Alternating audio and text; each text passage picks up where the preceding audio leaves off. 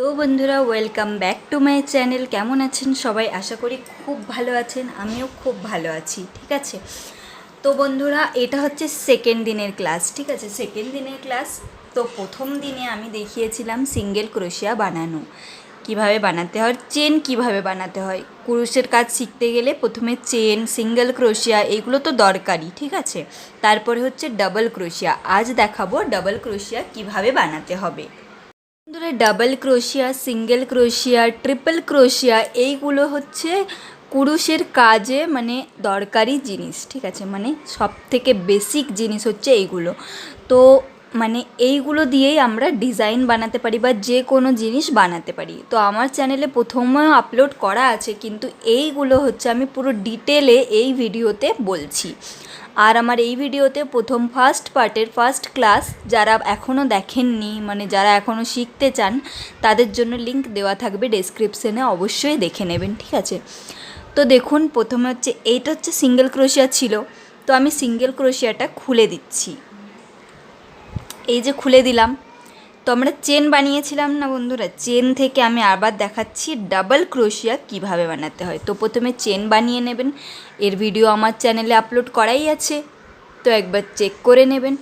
তো দেখুন কিভাবে বানাতে হবে। প্রথমে আমাদের ডাবল ক্রোশিয়া বানাতে গেলে 2টি বা 3টি চেন স্কিপ করতে হয়। ঠিক আছে, প্রথম চেনেই বানাতে গেলে প্রবলেম হয়। ঠিক আছে, ওটা ভালো দেখায় না ডিজাইনটা।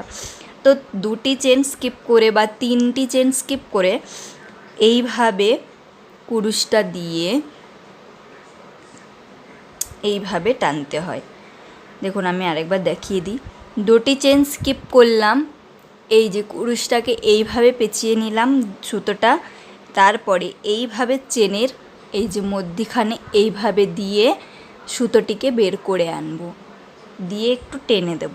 এই যে এইভাবে টেনে দিলে দেখুন কটা সুতো দেখা যাচ্ছে, 1 2 3, 3টে সুতো দেখা যাচ্ছে এখানে। ঠিক আছে, এই যে এইভাবে। তো প্রথমে 2টি এই যে এইভাবে পেঁচিয়ে সুতো 2টি ঘর থেকে বের করাবো, তারপরে আবার 2টি বেঁচে যাবে, তো এই 2টির থেকে আবার বের করিয়ে দেবো। তো এটা আমাদের ফার্স্ট ডাবল ক্রোশিয়া কমপ্লিট। এবার চলুন সেকেন্ড বানিয়ে দেখাই। আবার এইভাবে একবার পেঁচিয়ে নিলাম, পেঁচিয়ে নিবার পর পরের চেনটিতে এইভাবে দিয়ে সুতোটিকে চেনের ভেতর থেকে বের করিয়ে আনবো। বের করিয়ে আনার পর 3টে সুতো হবে আমাদের কুরুশের উপরে, এই যে এরকম 3টে দেখাবে। তো প্রথমে আবার এইভাবে পেঁচিয়ে 2টোর মধ্যে দিয়ে বের করাবো, আবার পেঁচিয়ে 2টোর মধ্যে দিয়ে বের করে দিলে একটা সিঙ্গেল ডাবল ক্রোশিয়া বানানো হয়ে যাবে। এই যে এইভাবে আবার দেখুন এইভাবে পেঁচালাম, পরের যে চেনটি সেই চেনটিতে দিয়ে সুতোটিকে এইভাবে বের করে আনবো। 3টে সুতো হয়ে গেল, প্রথমের 2টি থেকে বের করাবো, তারপরে আবার পরের 2টি থেকে এইভাবে বের করিয়ে নিলেই তৈরি হয়ে যাবে একটি ডাবল ক্রোশিয়া। আবার দেখিয়ে দিচ্ছি, এই যে এইভাবে নিয়ে পরের চেনটিতে দিলাম, এইভাবে টেনে দিলাম, এইভাবে 2টো আবার 2টো, এই যে হয়ে গেল। প্র্যাকটিস করবেন বন্ধুরা দেখে দেখে, তাহলে অবশ্যই হয়ে যাবে। ঠিক আছে, বা ভিডিওটি একটু স্লো করে নেবেন বন্ধুরা, কাজের চক্করে না আমি এই নেল পলিশও মানে লাগানোর টাইম পাই না সত্যি। ঠিক আছে, তো আমার নখের দিকে ধ্যান দেবেন না।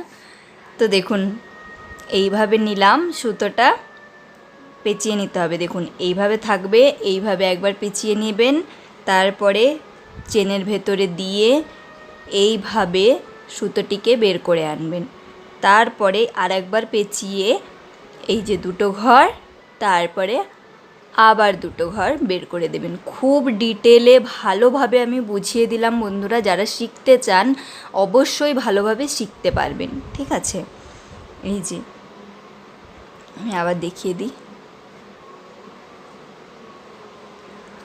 যারা আমার চ্যানেলে নতুন, প্লিজ বন্ধুরা চ্যানেলটি নতুন, প্লিজ আমাকেও একটু সাপোর্ট করুন, সাবস্ক্রাইব করুন আর লাইক শেয়ার অবশ্যই করবেন বন্ধুরা। আমার ভিডিওতে যদি কোনো প্রবলেম হয় তাহলে অবশ্যই আমাকে বলবেন, আমি সেই ভুলটি শোধরানোর অবশ্যই চেষ্টা করব। এই যে দেখুন এইভাবে। তো আমার প্রত্যেকটি ডাবল ক্রোশিয়া তৈরি হয়ে গেছে, দেখুন কত সুন্দর লাগছে না। তো আশা করি আপনাদের ভালো লেগেছে আজকের এই ক্লাসটি। নেক্সট ডেতে আমি ট্রিপল ক্রোশিয়া আর হাফ ডাবল ক্রোশিয়া কীভাবে বানাতে হয় সেগুলো অবশ্যই আপনাদের সাথে শেয়ার করব। তো আশা করি আপনাদের ভালো লেগেছে ভিডিওটি। Thank you.